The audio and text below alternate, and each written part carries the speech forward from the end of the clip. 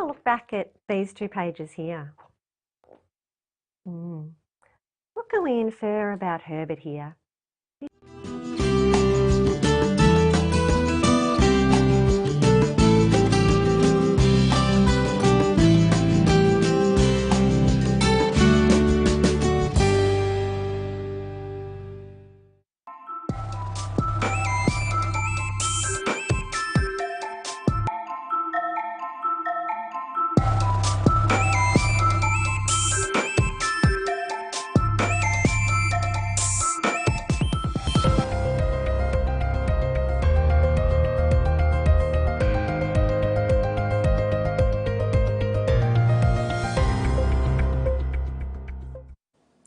Hello and thanks for joining us for the Midday News. The Lion State ceremony for the late member for Maprik was held today at the Parliament House. His casket will depart for Wewak, a Sepik province, on Tuesday, September 12, for the rest of the funeral program to take place, including burial. Late Caprice was first elected as member for Maprik Open Electorate in the 7th Parliament in 2002-2007. He was re-elected in the 8th Parliament in 2007 to 2012 for the same seat and the 11th Parliament in 2022. He was actively serving as the incumbent MP until his untimely death on August 13 this year. More details of the late MP's Lion State ceremony will be aired at 6 tonight. Bar 2 operator skills training has been issued an approval from the Department of Higher Education, Research, Science and Technology to operate for a 3-year period throughout Central Province. Executive Director Tony Ombora is confident the training institute is on course to provide itself as an option to be TVET Center in the Kirikoyari district if all requirements are met by 2025. It is now a base requirement that all provinces must have at least a technical college and all districts to have at least 2 TVET centers. 2024 location branching, we want everything to be central based away from Port Moresby. For our main training base, we have already engaged in discussion with local landowners here at Laloki to construct our first building to open by October 2024. 215,000 kina was raised by the Papua New Guinea Cancer Relief Society from its recent second biannual walkathon. 473 walkers took part in the 42-kilometer walk-in for cancer patients on Sunday, September 3rd, from the Leh Showgrounds to Port Said along the Makam River and back.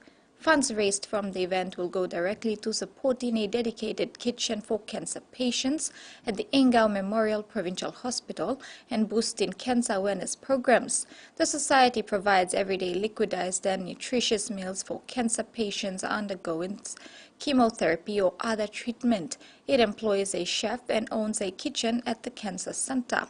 Meanwhile, 5 participants will be receiving prizes for walking the longest distance in the shortest time, while those who walked 24 kilometers or more will be awarded certificates.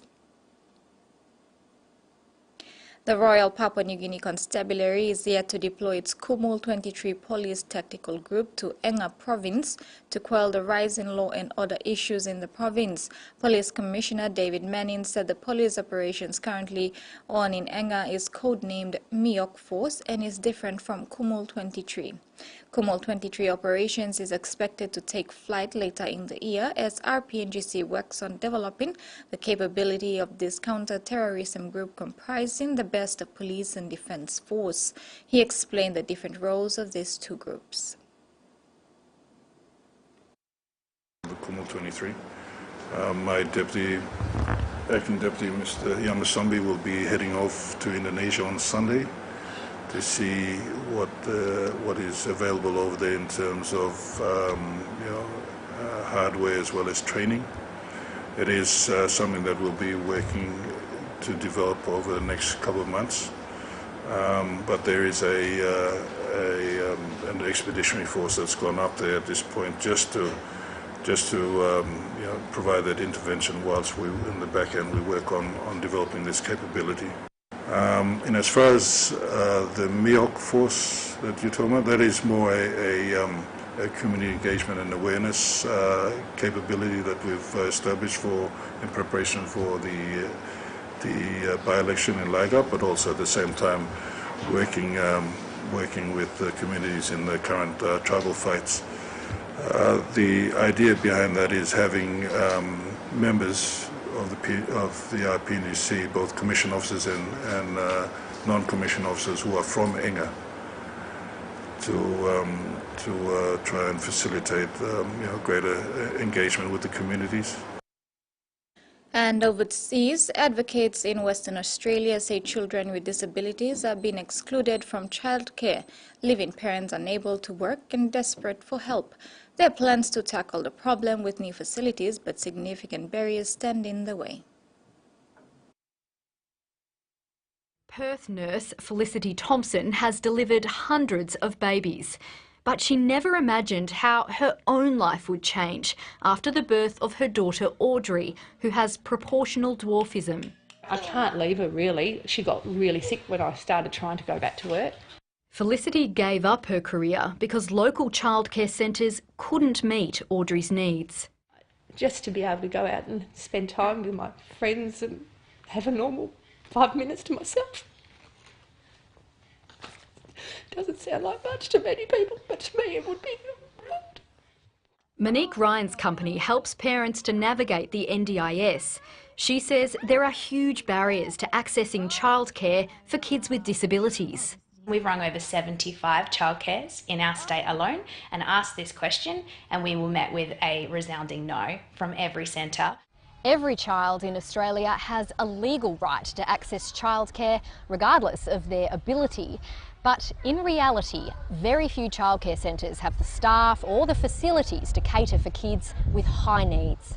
Advocates say the answer is a new model involving purpose-built centres with equipment and medically trained staff, funded through a new childcare subsidy for kids with disabilities. Go press, press, press. This centre in Perth's north has always worked hard to be inclusive.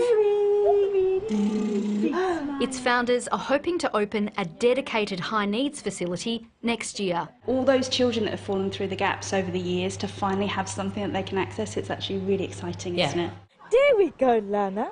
The Federal Minister for Early Childhood Education is on board. And I'll continue to speak with them about the model that they want to put up to ensure that children with other needs and extra needs are able to also be accommodated.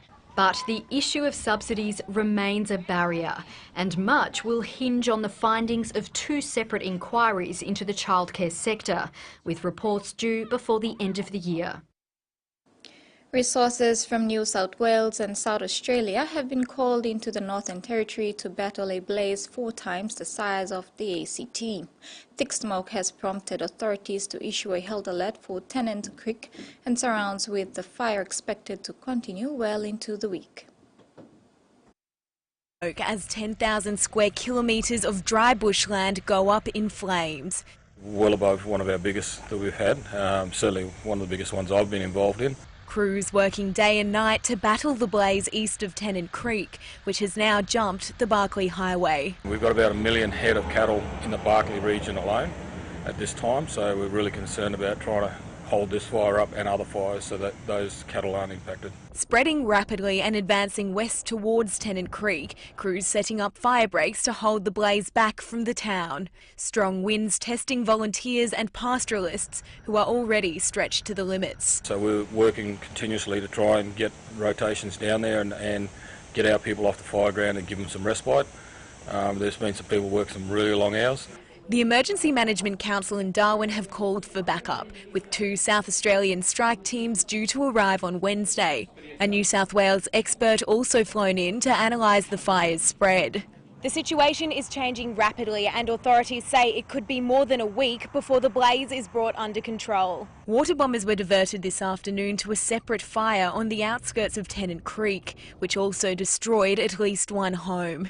Part of the Barkly Highway was closed to traffic during the day, leaving truckies and travellers stranded on either side. There's probably about 10 or 12 road trains banked up. They're over off to my left. They're parked at the moment. And with the whole of the territory declared a fire danger area until March, firefighters are gearing up for a dangerous season ahead.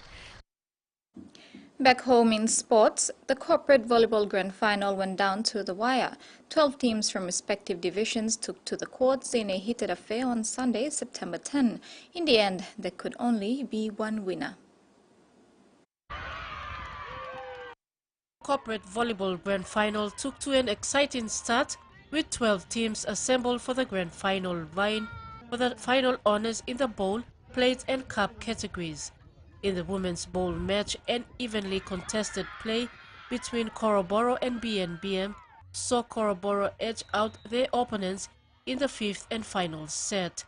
In the plate category, Government House continued their winning run straight into the grand final to narrowly defeat Digicel in a game that was hard fought to the fifth set. Despite a sloppy start in the first set, Digicel regrouped playing simple volleyball and came from behind to edge out a fired-up Government House in an even contest. The momentum of the game picked up as the remaining 3 sets was evenly fought, with Government House winning the second set. Digicel took out the third set. The fourth set was won by Government House. The fifth and final set was anyone's game as scores seesawed with exchange for fair play. Government House was the better side in the end and narrowly edged out Digicel 15-13. Susan Oreape, TV1 Sports. Papua New Guinea Moruks have gone back-to-back in the 2023 AFL Asian Championship Cup after defeating Indonesia 45-25 to claim their third Asian Championship Cup title since the inception of the championship in 2019. The match between PNG Moruks and Indonesia was played on Saturday, September 9th at the Royal Poro Equestrian Grounds in Thailand. While congratulating the boys for the victory, President of the Port Moresby AFL competition, Douglas Mai, said the Asians are not equal to PNG in terms of their football standard. He believes the PNG AFL should give this opportunity to the new clubs participating in one of the organized competitions in the country for exposure and experience purposes. Thanks for watching this Midday News. Join us at 6 tonight.